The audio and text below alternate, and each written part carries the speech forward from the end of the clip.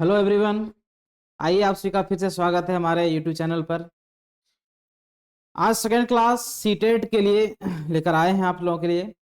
जो पिछला वीडियो में चल रहा था चैप्टर फर्स्ट का एनसीईआरटी साइंस में, उसी को कंटिन्यू करते हैं। ठीक है, तो चलिए शुरुआत करते हैं बिना टाइम वेस्ट किए। ठीक है ना। कल हम सब ने फसल के बहुत से क्रमों को पढ़े थे, चीजों को, तथ्यों को, वो चीजें क्या है, किस तरह से किस तकनीक का प्रयोग करते हैं। ठीक है, फसल उत्पादन में। ठीक है, कई पद्धतियां हैं। ठीक है, पारंपरिक है, आधुनिक है, उन सब चीजों के बारे में पिछले वीडियो में आपको मिला था। ठीक है, अब उनसे आगे हम कुछ और चीजों को लेते हैं। ठीक है, तो जब देखिए परिभाषा, क्या चीज का परिभाषा यहाँ पर लिए हैं? उर्वरक। इसका भी हम लोग चर्चा किए थे। ठीक है ना। तो क्या है कि रासायनिक पदार्थ जो विशिष्ट पोषक तत्वों से भरपूर होते हैं, विशिष्ट की बात करते हैं, है ना। विशिष्ट पोषक तत्व मतलब जो पौधों को रिक्वायरमेंट होती है ना, वो सारे जो है तत्व जो है वो उन जो है रासायनिक पदार्थ यानी कि उर्वरक में मौजूद होते हैं। ठीक है, जनरली जो है क्या होता है, नाइट्रोजनस जो मटेरियल होता है वो चाहिए। ठीक है, नाइट्रोजन वाला जो है यौगिक की आवश्यकता होती है, यानी कि पौधों को नाइट्रोजन चाहिए। ठीक है, तो नाइट्रोजनस प्रोडक्ट जो है वो उर्वरक में होता है, वो तत्व होता है, वही विशिष्ट पोषक तत्व कहलाता है ना। वो उन चीजों से वो भरपूर होते हैं, यानी कि सफिशिएंट क्वांटिटी में उस रासायनिक उर्वरक में होते हैं। ठीक है, ठीक है। Chemical substances that are rich in specific nutrients. Specific यानी कि ऐसा नहीं कि सारे न्यूट्रिएंट्स होते हैं, सारे तरह पोषक तत्व होते हैं, ऐसा नहीं है। जैसे हम लोग खाना भी खाते हैं, ठीक है, एक जो सही डाइट जब लेते हैं तो उसमें पोषक तत्व होता है, तो उसमें एक अलग पोषक तत्व हो गया। पौधों के लिए जो आवश्यक है उन चीजों की अगर क्वेश्चन आता है कि पौधों के लिए जो विशिष्ट पोषक तत्व क्या होता है, तो जनरली जो क्या कहेंगे, नाइट्रोजनस जो है वो पदार्थ होता है। नाइट्रोजनस अगर बोल सकते हैं मटेरियल उसमें रिक्वायरमेंट होती है। ठीक है। नेक्स्ट हम लोग का फसल चक्र। फसल चक्र क्या है? Crop rotation. देखिए बहुत बड़ा टर्म है ये फसल चक्र। असल में होता क्या है, तो चक्र की बात करते हैं तो साइकिल, है ना, कोई क्रम को आगे बढ़ाकर वो पुनः वैसे स्थान पर वापस आ जाता है, तो इस तरह का साइकिल बनता है ना। वाटर साइकिल हम लोग पढ़े हैं। तो ये उसी तरह से फसल चक्र। फसल चक्र क्यों अपनाया जाता है जो है एग्रीकल्चर में, कृषि के क्षेत्र में फसल चक्र अपनाया क्यों जाता है?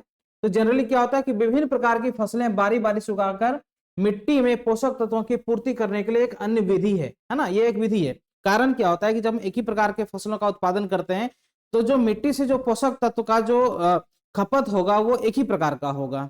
ठीक है, तो इस कारण से जो मिट्टी की उर्वरा शक्ति होती है, फर्टिलिटी जो होता है वो घट जाता है।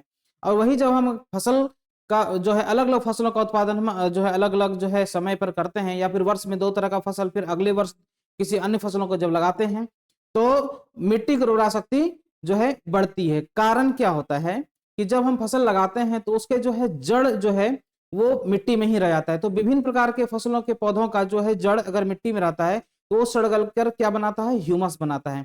तो अलग अलग प्रकार के पौधे जब उसमें सड़ेंगे गलेंगे, या फिर जैसे कहते हैं फसल लगाते हैं तो फसल के पत्ते भी जो है गिरते हैं, तो वो सब मिलकर क्या बनाता है, ह्यूमस बनाता है। और इस प्रकार जो है पोषक तत्व का स्तर जो होता है वो बना रहता है। तो फसल चक्र एक अच्छी प्रक्रिया है जो है मिट्टियों का पोषक तत्व के स्तर को बनाए रखने के लिए। ठीक है, और इससे अन्य भी फायदे होते हैं। ठीक है, फसल चक्र जो है अगर हम अपनाते हैं ये प्रक्रिया, तो हमें अलग अलग प्रकार के जो है खाद्यान्नों की भी जो है क्या होता है, भरपाई होती है, हमें मिलती है ना।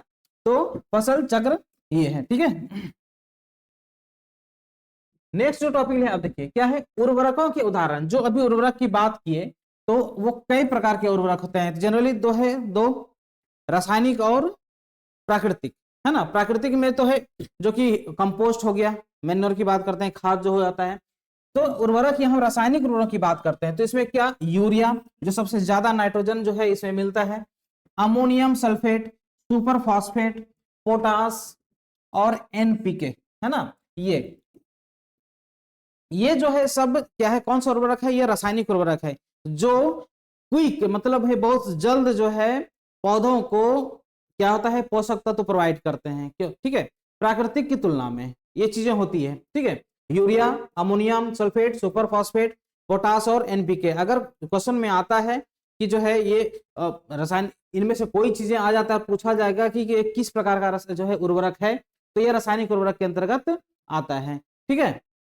अच्छा, उर्वरक कारखानों में निर्मित होते हैं। प्राकृतिक जो होता है वो कहाँ होता है, वो तो मिट्टियों में ही होते हैं। ठीक है, सड़ गलकर जो है, या माइक्रोब्स जो होते हैं, सूक्ष्म जीव होता है, वो सब जो है मिट्टी के अंदर में ही जो है पोषक तत्वों का निर्माण करते हैं। लेकिन जो है ये रासायनिक जो उर्वरक होते हैं, यूरिया, अमोनियम सल्फेट या सुपर फॉस्फेट या फिर पोटास की बात करते हैं, इसे कहाँ बनाया जाता है, कारखानों में बनाया जाता है। ठीक है ना। ये अच्छा, उर्वरकों का अत्यधिक उपयोग मिट्टी की उर्वरता क्या करता है, कम कर देती है। उर्वरा शक्ति जो होती है ना, वो कम कर देता है और जल प्रदूषण का कारण बनता है। एक फैक्ट है ना, कि क्या ये उर्वरकों का कोई डिसएडवांटेज भी है, क्या बुराई है, तो हाँ है। रासायनिक उर्वरक असल में क्या कर देता है कि जो रासायनिक उर्वरक का जो हम लोग प्रयोग करते हैं फसलों में, तो फसल उन जो है उर्वरक को वो कंज्यूम कर लेता है। ठीक है, जो मिट्टी होता है इसके उस पर जो है बुरा प्रभाव पड़ता है, उसकी उर्वरा शक्ति को कम कर देता है।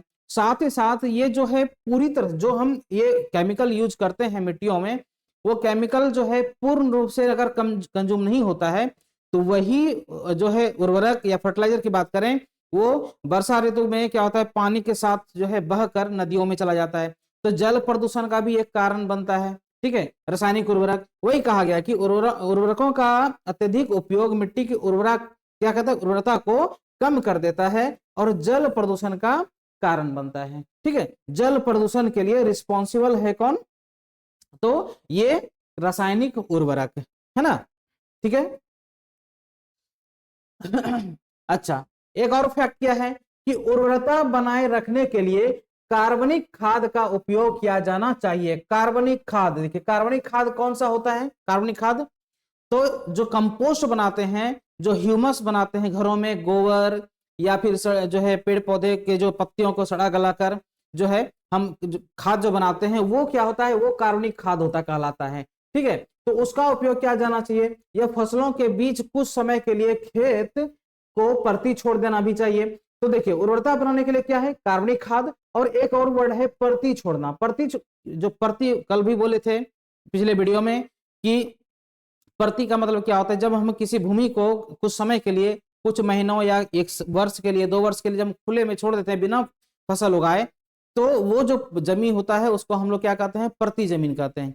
परती जमीन का एडवांटेज क्या है, फायदा है। ठीक है, असल में होता है कि जब किसी भी भूमि को अगर हम ऐसे छोड़ देते हैं, बिना फसल उगाए छोड़ देते हैं, तो उस पर झाड़ झुरमुट उगाते हैं, छोटे छोटे पौधे बहुत सारे जो है उगाते हैं, और वो जो है फायदा पहुंचाता है किसे, उस मिट्टी को। किस तरह से, यदि हम उसको कल्टीवेट करके, यानी कि जो है मिट्टी को पलट कर उन सभी झाड़ झुरमुट को अगर मिट्टी में दबा देते हैं, तो सड़ गल करके जो है बहुत ही बेस्ट कंपोस्ट तैयार होता है, यानी कि वो मैन्योर जो है तैयार होता है, जो क्या करता है, मिट्टी की उर्वरा शक्ति को बढ़ा देता है। तो ये जो परती जमीन छोड़ना, ये जो है उर्वरा शक्ति को बढ़ाने में मदद करता है। अगर क्वेश्चन आता है कि क्या परती जमीन मिट्टी की उर्वरता को बढ़ाता है या फर्टिलिटी को बढ़ाता है, तो बिल्कुल बढ़ाता है।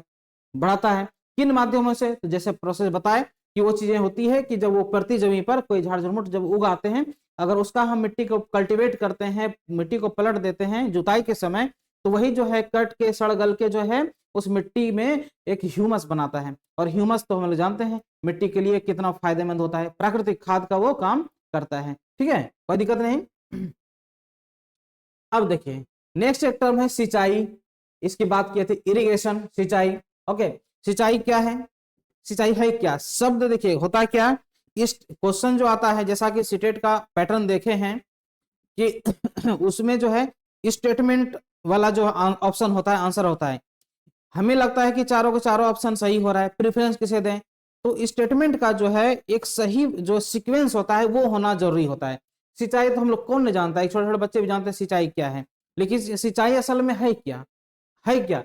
तो हालांकि देखिए यहाँ पर क्या लिखा है कि निश्चित अंतराल पर खेत को जल प्रदान करना ही क्या कहता है, सिंचाई कहते हैं। अब हमेशा अगर जो है पौधे में पानी डालकर ही रखें पूरा ऑलमोस्ट, जैसे कि धान की खेती में क्या होता है, धान की खेती के लिए जो है उसे जब धान जब बुआई होता है उस समय से लेकर परिपक्व यानी कि मैच्योर होने तक, फसल पकने तक जो है धान के खेतों में पानी की आवश्यकता होती है और निरंतर उसे रखा जाता है पानी, उसमें पानी के बिना वो जो फसल नहीं होता है। और ये क्वेश्चन भी है कि सबसे ज्यादा पानी की खपत वाला जो है वो अनाज है धान यानी कि चावल होता है, ठीक है, वो चीजों का वो अलग बात करते हैं। लेकिन सिंचाई की बात क्या होता है, इसे एक नियमित जो है अंतराल, समय अंतराल पर ही जो है पौधों में या फसलों में पानी दिया जाता है, तो वो सिंचाई होता है ना। यही कह रहा है कि निश्चित अंतराल, ये चीजों, यही तो वर्ड है जो किसी आंसर को गलत कर सकता है, कि निश्चित अंतराल पर खेत को जल प्रदान करने का जो एक प्रक्रिया है, व्यवस्था है, उसी को हम क्या कहेंगे, सिंचाई कहेंगे, ठीक है, कोई दिक्कत नहीं।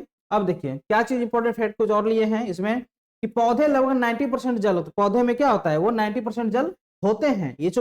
ये टर्म को देखना, याद रखना, पौधे में ऑलमोस्ट जो है 90% उसमें जल होता है, लेकिन फिर भी सिंचाई क्यों आवश्यकता होती है, कारण है क्योंकि पौधे में लगातार जो है ट्रांसपिरेशन की प्रक्रियाएं होती है, ठीक है। ट्रांसपिरेशन में क्या होता है, वाटर वेपर उसमें से स्केप होता है, तो वो क्रम जो क्या होता है, लॉस ऑफ वाटर चलता रहता है, इसलिए उसे समय समय पर सिंचाई की आवश्यकता होती है। बाकी अगर बात करें तो 90% जल उसमें पौधे में ऑलमोस्ट होता है। अच्छा, सिंचाई का जो समय और आवृत्ति फसल, मिट्टी और मौसम के आधार पर जो क्या होता है वो भिन्न होता है। यहाँ एक वर्ड देखिए क्या होता है, भिन्न होता है, किसके आधार पर बोला गया है, सिंचाई का जो समय और आवृत्ति, फसल, मिट्टी और मौसम, 3 फैक्टर है इसमें, इन चीजों को याद रखेंगे। क्या चीज, 3 फैक्टर, क्या, आवृत्ति, फसल, ठीक है, यानी कि समय और आवृत्ति जो है, सॉरी, फसल, मिट्टी और मौसम, फसल, मिट्टी और मौसम, ये 3 फैक्टर है, इस पर डिपेंड करता है। जनरली बात करता है ना, इसमें क्या कर रहा है कि the time and frequency of irrigation very करता है, यानी कि ये क्या करेंगे, उसको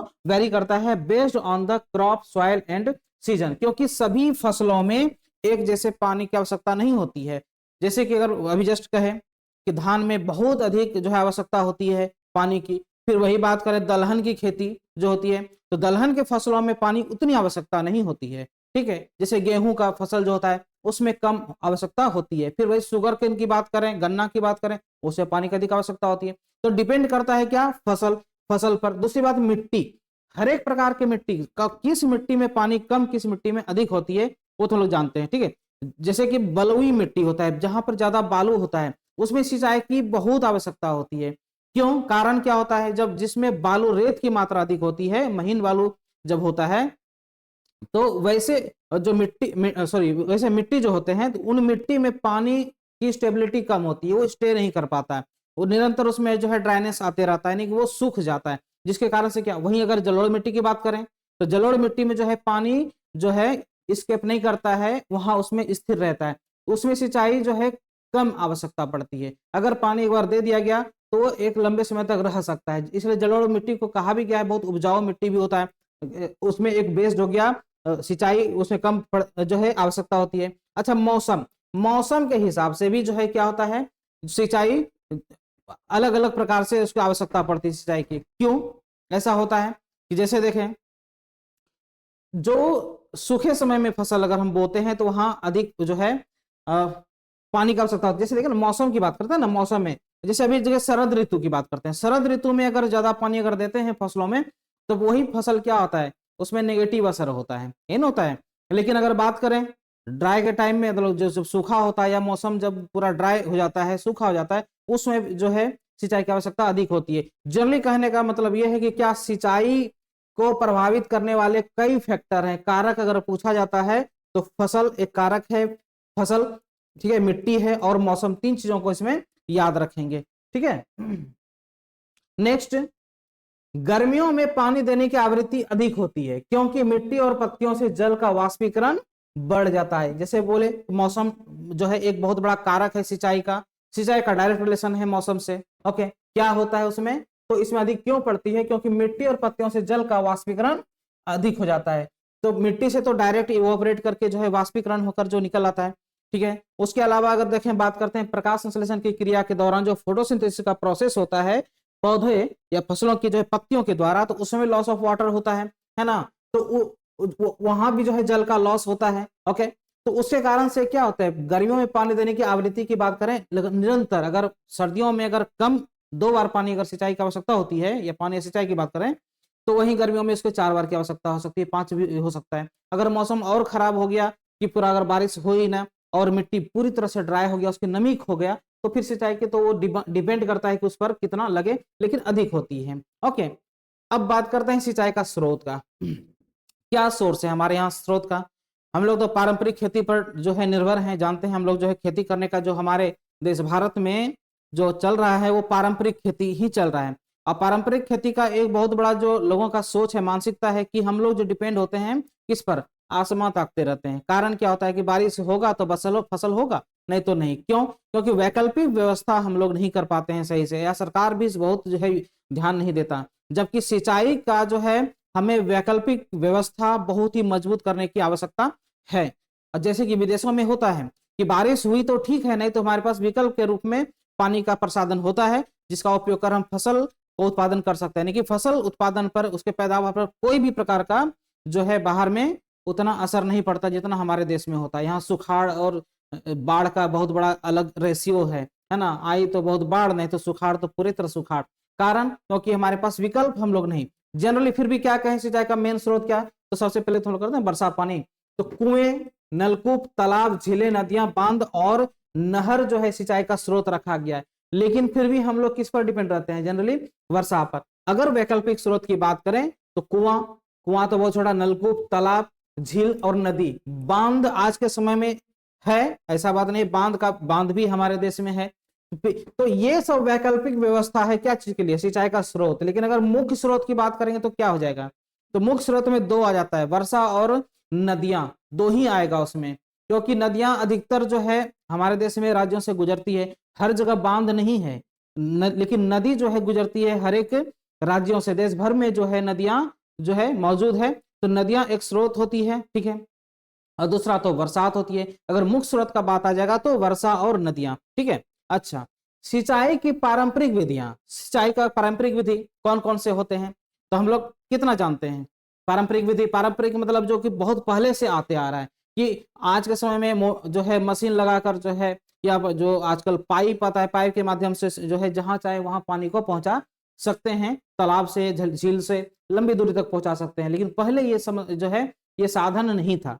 तो क्या था पारंपरिक रूप में? तो देखिए क्या क्या चीज, ये विधियां पशु या मानव श्रम का उपयोग करती है, जिससे कि सस्ती लेकिन कम कुशल होती है। कम कुशल कारण क्या है? पशु का उपयोग। पशु क्या करते थे पहले? वो एक जो है कुएं से पानी निकालने के लिए पशु का प्रयोग करते थे। एक जो है कोई यंत्र लगा होता था, लकड़ी का बना हुआ उपकरण होते थे, जिसमें कि जो है जानवरों को, बैल को या फिर कोई भी अन्य जानवर को जो है बांध दिया जाता था, वो दिन भर घूमते रहते थे और पानी निकलता था। एक वो विधि था, है ना। फिर क्या, मानव श्रम की बात करते हैं। मानव श्रम जो है वो खुद से पानी निकालने का जो है कई ऐसे प्रक्रिया द्वारा पानी निकालते थे और सिंचाई में लगाते थे। ये क्या था? जिससे वो क्या था, वो सस्ता जरूर था पर कम कुशल था। कम कुशल की बात करते हैं, उससे जो है प्रॉपर तरीके से सिंचाई होना संभव नहीं था, जितना कि आज के समय में जो आधुनिक रूप में हो जाता है, कम समय में और जो कम लागत में अच्छे से प्रॉपर तरीके से जो सिंचाई होता है वो आज के समय में होता है, पारंपरिक में नहीं होता है। ठीक है, याद रखेंगे। अच्छा, अब देखिए स्प्रिंकलर प्रणाली, ये भी एक क्या है? सिंचाई का प्रणाली है। याद रखेंगे, सिंचाई का कई क्रम है, ठीक है। अभी जैसे हम लोगों ने पढ़ा कि जैसे कि ये एक जो है सिंचाई का स्रोत पढ़े, सिंचाई का जो पारंपरिक विधियां था उसमें क्या था?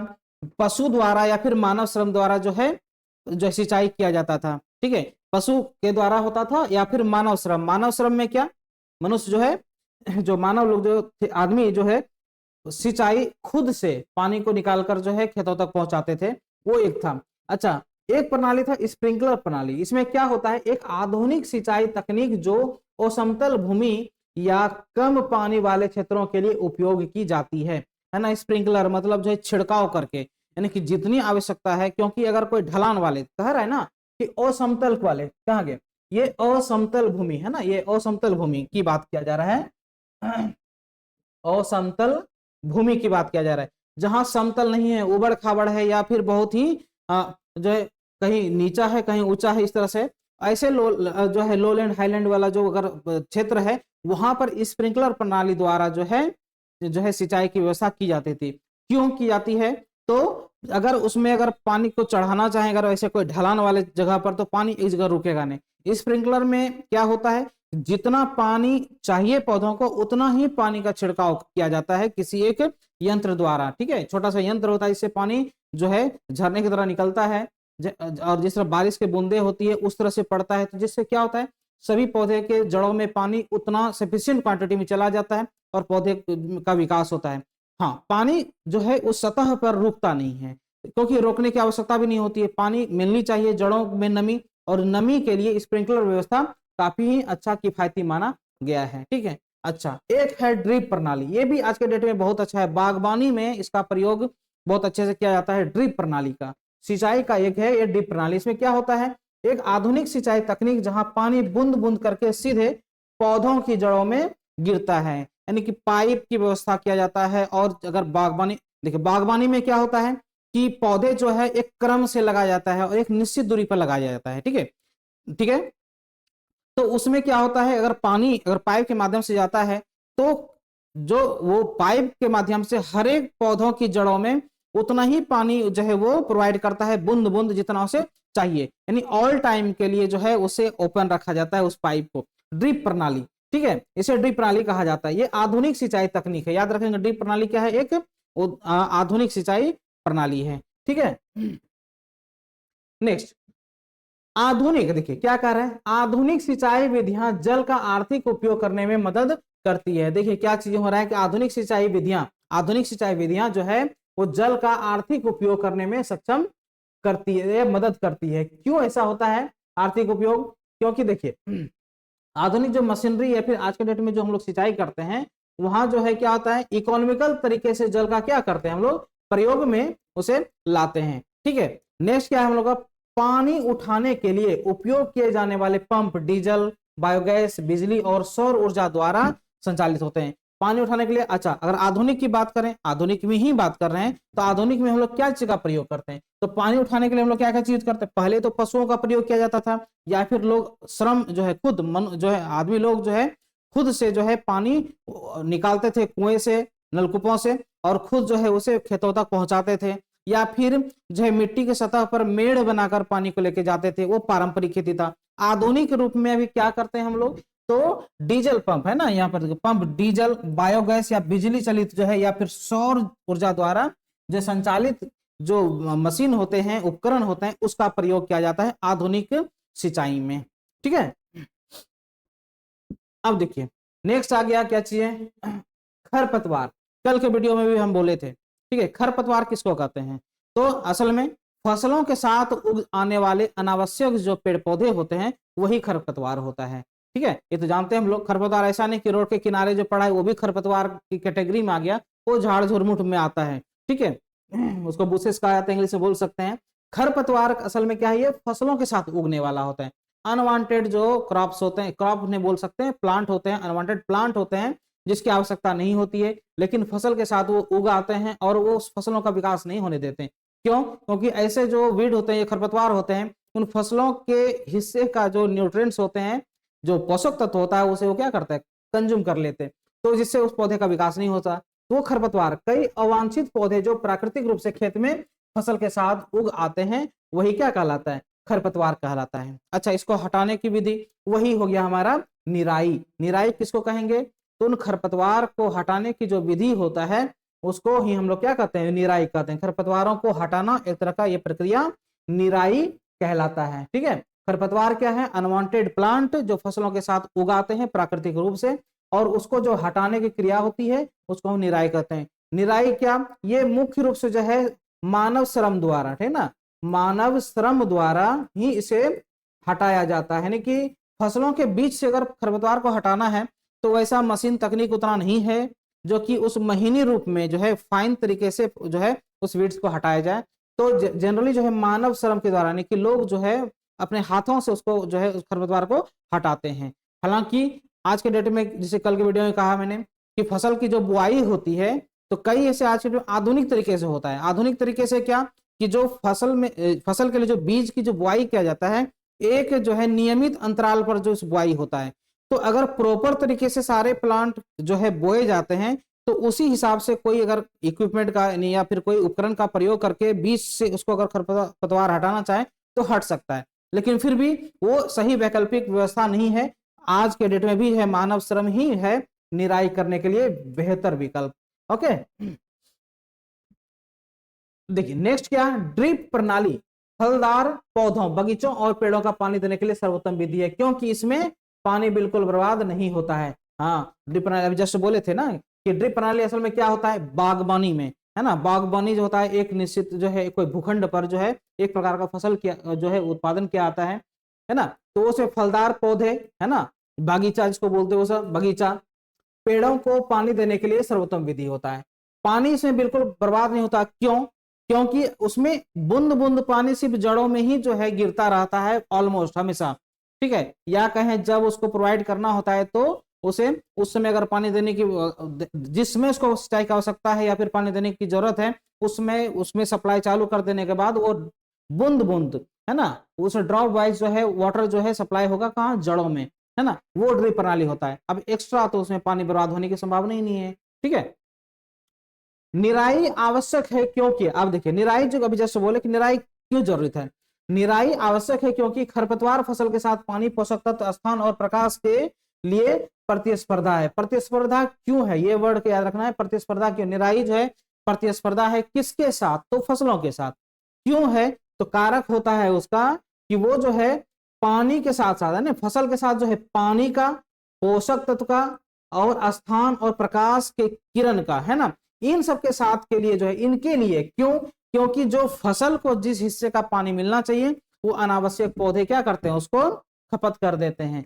पोषक तत्व जो किसको चाहिए, तो पोषक तत्व चाहिए प्लांट को, जो फसल को, वो फसल को ना मिलके जो है किसे मिल जाता है उस खरपतवार को। स्थान भी घेरता है, ठीक है, जो पौधे की जड़ जितना फ्री रहे उतना बेहतर होता है। तो ये सारे प्रकाश का किरण, ठीक है, हालांकि चलिए ठीक है प्रकाश का किरण तो जरूरी नहीं है कि इतना ज्यादा ह्यूज क्वांटिटी में सब ले, कोई फर्क नहीं पड़ता है, लेकिन जब पौधे बड़े छोटे हैं कभी कभी क्या होता है कि जैसे फसल जो है के पौधे छोटे हो जाते हैं और जो खरपतवार हो वो लंबे लंबे हो जाते हैं, तो प्रॉपर तरीके से प्रकाश की किरणें जो है उस फसलों के पत्तियों तक नहीं पहुंचता, इससे विकास नहीं हो पाता। तो कह सकते हैं कि निराई का जो प्रतिस्पर्धा किन बातों को लेकर है, तो वो है पानी, पोषक तत्व, स्थान और प्रकाश, ठीक है। खरपतवार की बात करें, खरपतवार निकालने का सबसे अच्छा समय उनके फूलने और बीज बनाने के पहले का होता है। देखिए बहुत अच्छा ये क्वेश्चन, यही तो स्टेटमेंट होता है ना कि निराई कब करना चाहिए।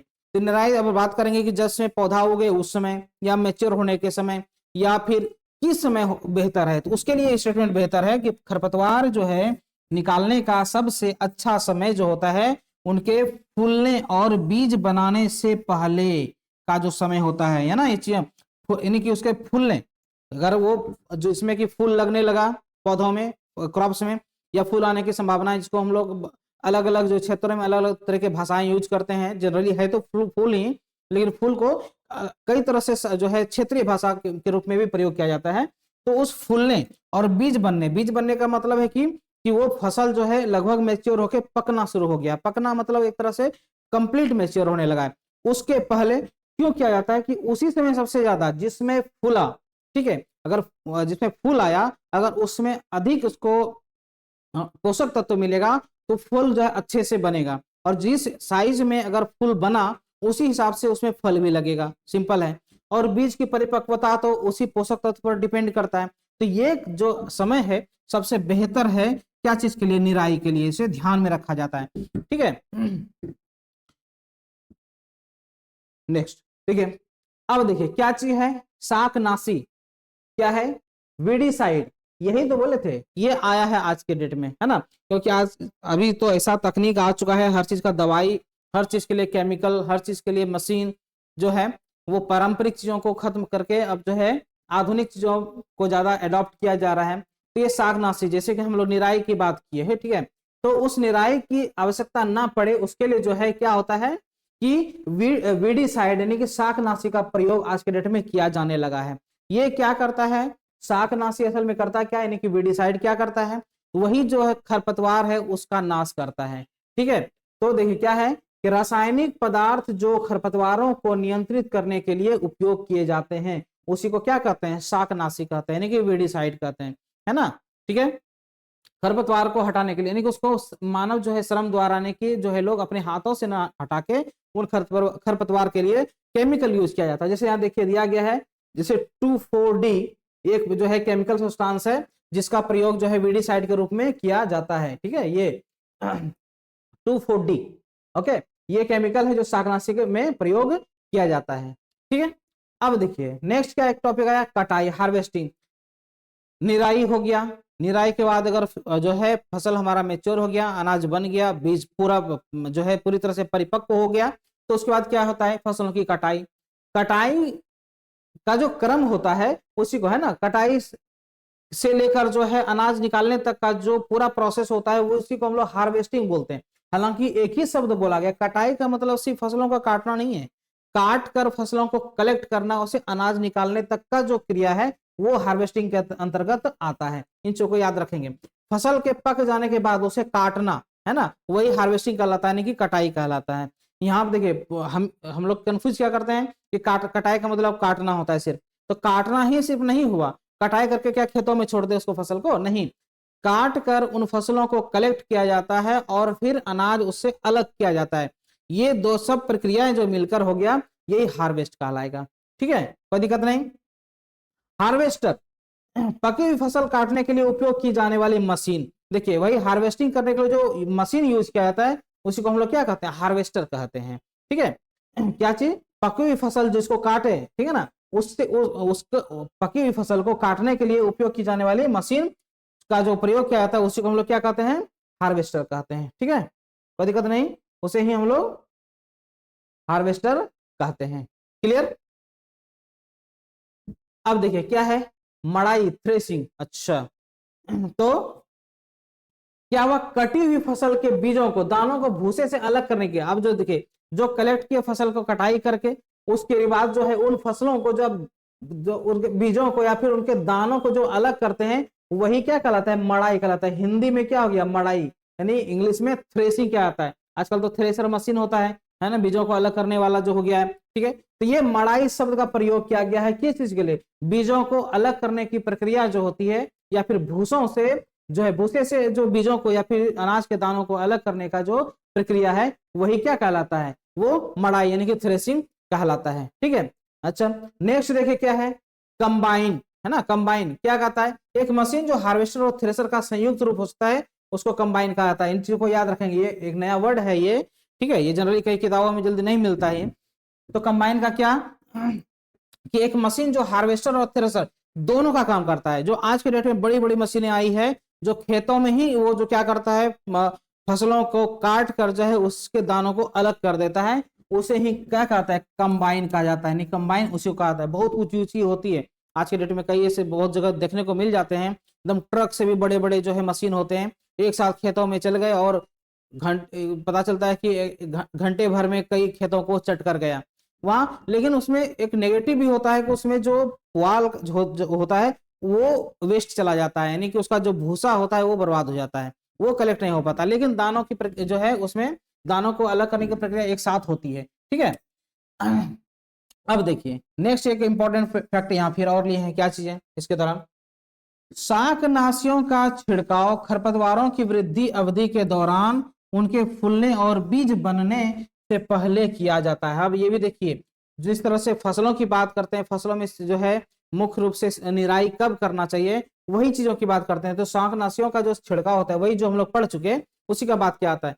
तो क्या खरपतवारों की वृद्धि अवधि, यहाँ फसलों की बात नहीं हो रही है, याद रखना है, ये जो है फसलों की बात यहाँ पर नहीं किया जा रहा है। किसका बात किया जा रहा है, तो खरपतवारों की। ठीक है, ये खरपतवार की वृद्धि कारण क्या होता है, कभी कभी जब कोई खरपतवार उग आते हैं वो भी मेच्योर हो जाता है और उसके सीड जो पक के उन्हीं खेतों में गिर जाते हैं, जो अगले वर्ष जब फसल बोया जाएगा तो फिर वो निकल आते हैं। वही सेम तरह के जो फसलें, ऐसा क्रम देखे होंगे कि जिन चीजों कोई भी खरपतवार या फिर झाड़ झुरमुट को हटाना चाहे तो पता चलता है कि उसको काट के हटाए, अगले वर्ष फिर निकल आए। कहाँ से आए, तो उनके बीज वहां परिपक्व होके यानी कि मैच्योर होके या पक कर जो है वो गिर जाते हैं और फिर अगले वर्ष वो अपने समय पर फिर वापस पुनः वो वहां से जो है पौधे निकल आते हैं। इसे खरपतवारों की जो है वृद्धि अवधि के दौरान उनके फूलने और बीज बनने से पहले किया जाता है। बीज नहीं अगर बीज बनने की प्रक्रिया जैसे हो या फूलने की प्रक्रिया स्टार्ट हो गया हो, उसमें अगर खरपतवार का नाशी का जो प्रयोग करते हैं, वीडीसाइड का प्रयोग करते हैं, तो वो श्योर है कि वो खरपतवार नष्ट हो जाएगा। और अगले वर्ष अगर कुछ होता भी कुछ क्वांटिटी में, क्योंकि 100% तो कोई चीज खत्म होता नहीं है। ठीक है, अगर 90% खत्म हो गया, अगर 10% भी रहा तो अगले वर्ष फिर प्रयोग किया जाएगा और इस प्रकार जो है खरपतवार को पूर्ण रूप से नाश जो है कर दिया जाता है। ठीक है, तो क्या रखेंगे याद, किस समय? तो उसके वृद्धि अवधि के दौरान और या फिर उसके फूलने और बीज बनने के से पहले किया जाता है वीडिसाइड का प्रयोग। ओके, एक अनाज एक अनाज को पकने में लगभग 3 से 4 महीने लगते हैं। ये चीज को याद रखना है, कितना? एक अनाज को 3 से 4 महीने। फिर भी 6 महीने का क्यों कहा जाता है? कि साल में जैसे कि 12 महीने का साल जो है, इस क्रम में 2 ही बार फसल जो है इसमें उपजाया जाता है, एक खरीफ फसलें और रबी फसलें। ये कहा जाता है, क्यों कहा जाता है? तो इस प्रकार तो 6 महीने लगना चाहिए। तो लेकिन तो देखिए होता क्या है, फसल जो है अनाज जो है ना, एक अनाज का जो फसल जो होता है वो पकने में लगभग 3 से 4 महीने, मतलब जिसमें बुआई हुआ उस समय से लेकर जो पका वहां तक की बात हो रही है। कितना? तो 3 से 4 महीना, यानी कि वो 4 महीना श्योर लगेगा। लेकिन उसके पहले जो है खेत जुताई या फिर उसके पहले का कुछ समय वो चला जाता है, और फिर फसल जो है पकने के बाद जो कटाई जो होती है, उसका जो उसका थ्रेसिंग होता है, ये सब प्रक्रियाएं तो भी समय लेती है। इसलिए पूर्ण रूप से जो है बात करें तो 5 से 6 महीने का जो पूरा जो है समय लगता है, क्या चीज के लिए? एक बार फसल उगाने के लिए, ऐसा कहा जाता है। लेकिन अगर फसल पकने की बात करेंगे तो पकने में समय कितना हो रहा है? तो 3 से 4 महीने, यही याद रखेंगे, 3 से 4 महीने। ठीक है। भारत में कटाई अक्सर हसिया से, हाथ से या फिर हार्वेस्टर मशीन से की जाती है। तो हसिया जो हम लोग हसिया कहा जाता है, जिस तरह हाथों से इसे काटा जाता है ना, वो होता है हसिया जो हाथ से, या फिर हार्वेस्टर मशीन से। हार्वेस्टर मशीन जो वही आज के समय में जो बड़ा बड़ा मशीन आया है, जो खेतों में ही जो है फसलों को तैयार कर दिया जाता है, मतलब फसलों से अनाज को अलग करके, है ना, अनाज जो हमारे लिए प्रिपेयर कर देते हैं, वो हार्वेस्टर होता है। तो 2 क्रिया है, और ये वाला जो हसिया है ये पारंपरिक विधि है, और हार्वेस्टर मशीन क्या है? वो आज के आधुनिक विधि है ना। अच्छा, फसल अवशेष जलाने से प्रदूषण होता है, ये तो हम लोग जानते हैं, खास करके दिल्ली वाले तो जरूर जानते हैं, क्योंकि दिल्ली से सटे हरियाणा जो जगह है, वहां पंजाब ऐसे जगह में क्या होता है, वहां पर पराली होता है ना, उसको जलाने का जिसको पुआल, हम लोग पुआल, हालांकि बिहार के में तो बहुत तरह का भाषा बात करते हैं हम लोग, भूसा होता है, लरवा भी कहते हैं, बहुत, ठीक है। तो इन सब चीजों को वहां क्या कर दिया जाता है? जलाया जाता है। तो समझ रहे हैं ना कि अगर उतना क्वांटिटी में भूसे या पुआल को जलाएंगे तो कितना जो है वायु प्रदूषण होने वाला है, क्योंकि वो जितना भी फसल का जो अवशेष होता है सब ऑर्गेनिक होता है, जिसमें कि कार्बन की मात्रा बहुत अधिक होती है। तो अगर उसको जलाते हैं तो समझ रहे हैं ब्लैक स्मोक के साथ कितना एयर पोल्यूशन होगा, तो ये प्रदूषण होता है। और आग का जो है खतरा पैदा होता है। तो आग का खतरा तो है ही, लेकिन सबसे पहले ये जो है ये प्रदूषण, प्रदूषण में भी कौन सा प्रदूषण? तो एयर पोल्यूशन, है ना। एयर जो है पोल्यूशन की जो सबसे ज्यादा खतरा होता है। आज अगर दिल्ली में बात करें हरियाणा या ऐसे एरिया, बाकी ग्रामीण क्षेत्रों में नहीं होता, क्यों? क्योंकि फसल को अलग करने के बाद जो पुआल जो है वो चारा के रूप में किया जाता है प्रयोग, जो गाय बैल भैंस जो है, जो पशु होते हैं, पशु के लिए वो है, उसको चारा के रूप में प्रयोग कर लेते हैं। तो ओवरऑल वो पूरा का पूरा जो फसल कंज्यूम हो जाता है हमारे यहाँ, तो वो चीजें जलाई नहीं जाती थी। यहाँ पोल्यूशन कम, लेकिन जो उन क्षेत्रों में है, खासकर हरियाणा पंजाब या फिर उन आसपास के क्षेत्रों में जो है पुआल को जलाने की प्रवृत्ति बहुत अधिक है, तो वहां इसलिए पोल्यूशन का खतरा अधिक है। अब आते हैं बात भंडारण। थ्रेसिंग के बाद, थ्रेसिंग यानी कि जो है भूसे से बीजों को अलग किया गया, फसल कटाई के बाद जो है उसको जो थ्रेसिंग किया गया, उसको पेराई जो किया गया, तो वहां जब वो अलग हो गया, उन अनाजों का क्या करते हैं? तो भंडारण करते हैं। भंडारण यानी स्टोरेज, किस आधार पर? तो कटी हुई उपज को सुरक्षित रखने से संबंधित एक महत्वपूर्ण कार्य है, जिसको हम लोग क्या कहते हैं? भंडारण कहते हैं। तो भंडारण एक प्रक्रिया है, जब अनाज हमारा तैयार हो जाता है, फसलों से अलग हो जाता है, तो उन जो है अनाज को हम लोग क्या करते हैं? जो संचित रखते हैं, अपने घरों में रखते हैं या फिर गोदाम में रखते हैं। आज के डेट में कोल्ड स्टोरेज जो है बहुत ही बेहतरीन व्यवस्था रखा गया, जहां अनाजों को सुरक्षित रखा जाता है। ठीक है। अगर कोल्ड स्टोरेज में नहीं भी रखा जाता है तो हम लोग क्या करते हैं? घरों में उसको रखते हैं। किस प्रकार? तो उन बीजों को अच्छी तरह से सुखाकर जो है बीजों को रखा जाता है, या अनाज को रखा जाता है, वही जो प्रक्रिया होता है उसको हम लोग भंडारण कहते हैं। ठीक है। नेक्स्ट देखिए, साइलो और अनाज भंडारण गृह, है ना। साइलोस एंड ग्रेनरीज क्या होता है? संरचनाएं जो बड़े पैमाने पर बीजों के भंडारण के लिए, जो अभी बोले थे ना, भंडारण के लिए उपयोग की जाती है ना। तो सरकार भी आजकल बनाए हुए हैं, या प्राइवेट स्तर पर भी बड़े बड़े जो स्टोरेज रखा गया है, जहां पर फसलों को स्पेशली बीज के लिए, है ना, क्यों ऐसा होता है कि जब हम अपने घरों में या जनरली इसी तरह से खुले अवस्था में अगर हम फसलों को रखते हैं, तो मॉइस्चर नमी के कारण से जो है उसमें उसके बीज जो होते हैं रिप्रोड्यूस करने की क्षमता अपना खो देते हैं। यानी कि अगर उसमें से अगर उन बीजों को दोबारा अगर हम मिट्टी में लगाएंगे, तो हो सकता है 100 दाने में से मुश्किल से जो है क्या आ जाए, तो 60 to 80 जो है पौधे ही आए। ठीक है, अब मान के चलिए अगर 100 बीज डाले मिट्टी में, 60 पौधे आए, उसके बाद उस 60 में से जो है फसल बढ़ने तक के क्रम में कई ऐसे क्या होते हैं, फसल मर जाते हैं, अस्वस्थ जो पौधा होता है वो डेड हो जाते हैं, फिर या क्या होता है पशु जो है उसको बर्बाद कर देते हैं। तो कुल मिला के अगर मान के चलिए अगर 50% भी अगर बचता है, तो पैदावार तो ऑटोमेटिकली ऐसे भी 50% हो जाता है ना। इसलिए आज के समय में सीड के लिए यानी कि बीजों के भंडारण के लिए सरकार का भी पहल है, इसलिए जो है बीज केंद्र रखा गया है ना सरकार की तरफ से। वहां पर जो है बीज को सुरक्षित जो है रखा जाता है। ठीक है, उन्हीं को क्या कहा जाता है, उन सबको ही जो साइलोस या ग्रेनरीज कहा जाता है, जहां ग्रेन को सुरक्षित बीज के पर्पज से रखा जाता है, खाने के लिए नहीं बल्कि बीज के पर्पज से रखा जाता है। ठीक है, अब देखिए क्या फैक्ट है हमारे पास। दीर्घकालिक भंडारण के लिए फसल के दानों को नमी, कीटों, चूहों और सूक्ष्म जीवों से बचाना चाहिए। एक फैक्ट कहा जाता है ना इसमें कि दीर्घकालिक भंडारण के लिए लंबे समय तक। अब तो फसल का उत्पादन कम हो चुका है, पॉपुलेशन बढ़ गया, जनसंख्या बढ़ गया, लोग खेती से मुंह करने लगे हैं। जो लोग खेती करते भी थे उन्हें भी खेती करना सही नहीं लगता आज के समय में, बहुत ही अपने आप को छोटा महसूस करते हैं, लेकिन समझते नहीं कि ये हमारे लिए सबसे मूलभूत चीज है, इसके बिना तो जीवन संभव ही नहीं है। ठीक है, तो क्या होता है कि उन अनाजों को एक लंबे समय तक स्टोर किया जाता है, बाहर से इंपोर्ट किया जाता है, सरकार उसको जो क्या करते हैं उसे भंडारित करके रखते हैं। किस लिए, तो दीर्घकालिक भंडारण के लिए जो है फसल के दानों को नमी, कीटों और चूहों और सूक्ष्म जीवों से बचाना चाहिए कहा जाता है, क्योंकि अगर लंबे समय तक अगर बीजों को रखेंगे तो ये सब चीजें क्या करते हैं, मुख्य रूप से क्या होता है, चलिए चूहे को गोली मार दीजिए, नमी जो है यहाँ पर नमी बहुत बड़ा फैक्टर है, जो हम लोग भी बहुत अच्छी तरह जानते हैं। जिन जो है अनाज में नमी का असर पड़ गया, मॉइस्चर यानी कि जो है उसमें अगर सेंध पड़ गया तो वो दाना खराब हो जाता है। खाने योग्य में भी अगर सही खाने योग्य में चलिए ठीक है, पता है कि वो हो जाएगा, लेकिन उस दाने का प्रयोग जो है हम लोग बीज के रूप में नहीं कर सकते, खाने में भी ठीक नहीं होता है, स्वाद उसका बदल जाता है। तो नमी इसका बहुत मेन फैक्टर है। ठीक है, दीर्घकालिक भंडारण के लिए कीट है, चूहा से बचाना ही चाहिए। माइक्रोब्स का भी रिलेशन किससे है, नमी से। जहां नमी होगा वहीं पर ही माइक्रो ऑर्गेनिज्म जो है सूक्ष्म जीव पनपता है, ये तो हम लोग जानते हैं।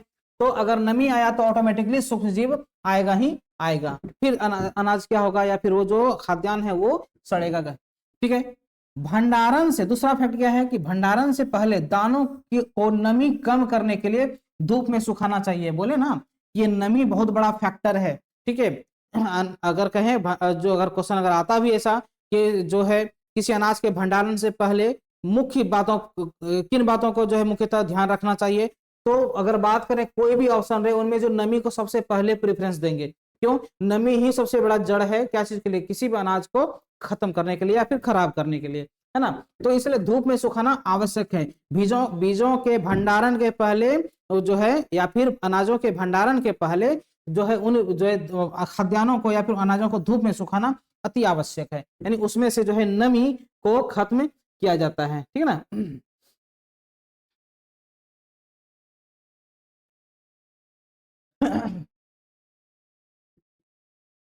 नेक्स्ट क्या है हमारे पास, किसान अपने ये मुख्य बिंदुओं पर ध्यान देने की बात है। इससे रिलेटेड अगर क्वेश्चन आता है तो उन चीजों को, इसलिए वन लाइनर सॉल्व कर रहे हैं कि पहले ये थ्योरी वन लाइनर हो जाता है, इसके बाद इससे रिलेटेड हम लोग एमसीक्यू करेंगे कि क्वेश्चन किस प्रकार पूछा जाता है, किस प्रकार से कंफ्यूजन जो है जनरेट होता है। वो एमसीक्यू जो है हम लोग जो है क्लास करने वाले हैं, उस एमसीक्यू में देखेंगे कि ऑप्शन किस प्रकार आता है। कभी कभी लगता है कि चारों के चारों ऑप्शन सही है, ऐसा लगता है, किस जो है सही करें, तो वही कंफ्यूजिंग जो है आंसर को सॉल्व करने के लिए ही जो ये थ्योरी वन लाइनर जो है लाए हैं। इसमें पूरा डील करने के बाद हम लोग एमसीक्यू करने वाले हैं। ठीक है, किसान अपनी उपज को जूट के बोरों या फिर बड़े धातु के कंटेनरों में संग्रहित करते हैं। दो कंडीशन, किसमें, तो जूट के बोरे या फिर बड़े धातु के कंटेनर, है ना, इन्हीं दोनों चीजों में जो है उसको क्या करते हैं, संग्रहित करते हैं, मतलब स्टोरेज, उसको वहां इसमें स्टोर करते हैं या फिर रखते हैं, बात करते हैं साधारण बात करें तो उसको रखते हैं कहाँ, जूट के बोरे में। हम लोग देखें आज के डेट में जो है जूट का बोरा जो है, हालांकि अभी जो है प्लास्टिक पॉलीमर है ना उसका प्रयोग ज्यादा होने लगा है, लेकिन आज भी जो है जूट का बोरा सबसे बेहतर माना जाता है, ठीक है, उसको किसके तुलना में, प्लास्टिक के तुलना में, ठीक है। उसके बाद धातु का जो बड़े बड़े जो कंटेनर होता है जिसमें अनाज को रखा जाता है, ये तो खैर सबसे बेहतर है, क्यों, क्योंकि ये धातु का जो कंटेनर होता है वो नमी को प्रवेश करने नहीं देता है, सबसे पहला चीज है।